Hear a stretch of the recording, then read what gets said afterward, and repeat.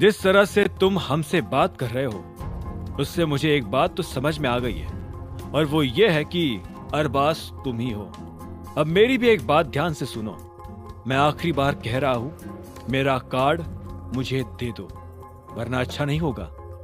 अभिनव के मुंह से ये बात सुनकर अरबाज का चेहरा सफेद हो गया। उसे ना जाने क्या हुआ और वो बोला, ये एक पुलिस वाला है, पकड़ो। ये सुनते ही रंजन घबरा गया। उसे समझ नहीं आ रहा था कि अब उसे क्या करना चाहिए। इतने में जिस लड़के के हाथ में अभिनव का कार्ड था वो थोड़ा सा पीछे हुआ और बाकी लोग अभिनव की तरफ धीरे धीरे बढ़ने लगे। अरबाज ने पीछे से ऑर्डर दिया, इसकी अच्छे से धुलाई करना। फिर वो पाइप सुलगाकर सारा तमाशा देखने बैठ गया। उसकी नजरें जब अभिनव से मिली तो उसके चेहरे पर एक झीनी सी मुस्कान थी। उसने धीरे से कहा, मेरे किले में किसी पुलिस वाले का आना ठीक ऐसा ही है जैसे किसी चूहे का एक शेर की मांद में घुसना। ये क्या बकवास कर रहे हो? ये पुलिस वाला नहीं है, ये तुम्हारा वो डरावना सपना है जो सच होकर तुम्हारे सामने खड़ा है। रंजन ने घबराते हुए कहा। वो अपनी नजरों के सामने अभिनव के साथ कुछ भी गलत नहीं होने देना चाहता था। तभी अभिनव ने रंजन को पलट कर देखा और उससे अपना मुंह बंद रखने का इशारा कर दिया।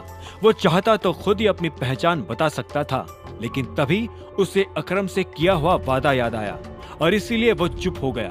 रंजन भी चुप हो चुका था।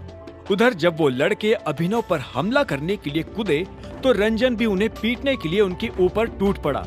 हालांकि वो अभिनव जैसा लड़ाका तो नहीं था और उसे कुछ घूसे भी पड़े, फिर भी वो अड़ा रहा। इधर अभिनव ने भी अपने चेहरे पर पड़ने वाले एक मुक्के से अपने को बचाया और सामने खड़े आदमी के पेट पे एक जोरदार लात मार दी। इतने में एक और आदमी उसे पीटने के लिए आया तो अभिनव ने उसको एक मुक्का जड़ दिया।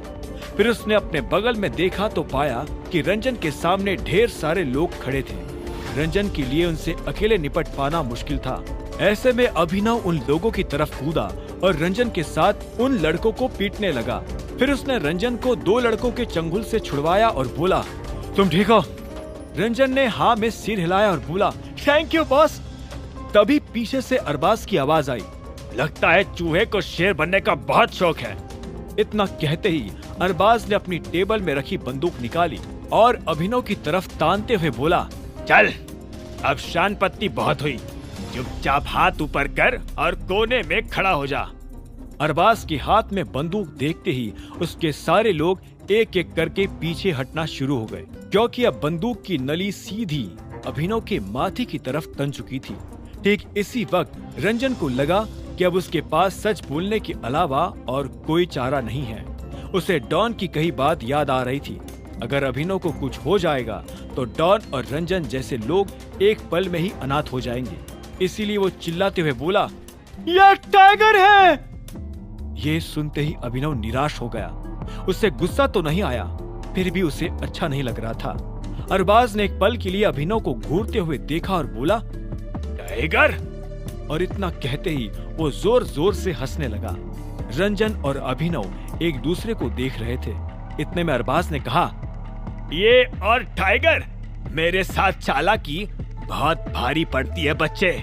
अगर अब कुछ भी बोला ना तो इसे उड़ाने से पहले तुझे उड़ाऊंगा। रंजन ने अरबाज की इस बात पर सफाई देते हुए कहा, मैं झूठ नहीं बोल रहा हूँ, सच कह रहा हूँ। यही है तुम्हारा सबसे डरावना सपना जो सच बनकर तुम्हारे सामने खड़ा है, टाइगर। रंजन के मुंह से ये बात सुनकर अरबाज खड़ा हुआ और अभिनव की तरफ बढ़ने लगा। उसने अभिनव को ऊपर से नीचे तक देखा और बोला, टाइगर सिर्फ 25 साल का कैसे हो सकता है? मुझे तो ये कोई खेल लग रहा है। अरबाज अभिनव से मुश्किल से 1 फीट की दूरी पर खड़ा था। तभी अभिनव ने कहा, तुम्हारा छोटा सा शक तुम्हारी पूरी जिंदगी बर्बाद कर सकता है। इतना कहते ही अभिनव ने अरबाज की कलाई पर तेजी से वार किया और एक ही बार में अरबाज के हाथ से बंदूक नीचे गिर गई। वार इतना जोरदार था कि अरबाज के मुंह से चीख निकल गई। जैसे ही अरबाज बंदूक फिर से उठाने के लिए नीचे झुका तो अभिनव ने उसकी गर्दन पर ऐसा वार किया कि उसके बाद अरबाज के लिए सांस लेना तक दूभर हो गया था।